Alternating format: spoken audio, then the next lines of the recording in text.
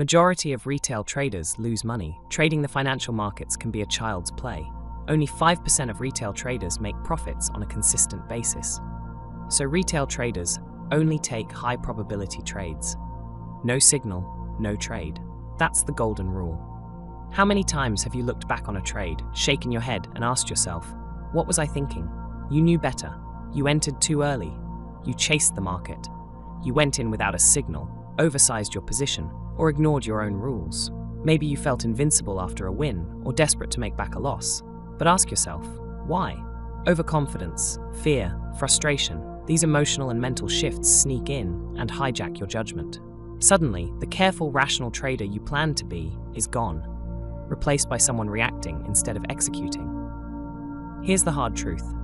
Your biggest trading mistakes don't come from a lack of knowledge. They come from momentary lapses in discipline, driven by unchecked state changes, mental fatigue, boredom, impatience, or excitement.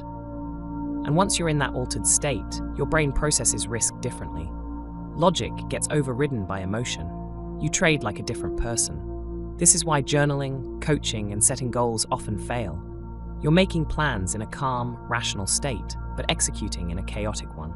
Just like New Year's resolutions, your intentions are meaningless if you can't stick to them in the heat of the moment. So what's the fix? Ruthless self-awareness, relentless discipline, and a zero-tolerance policy for impulsive trades. No signal, no trade. Not focused, step away.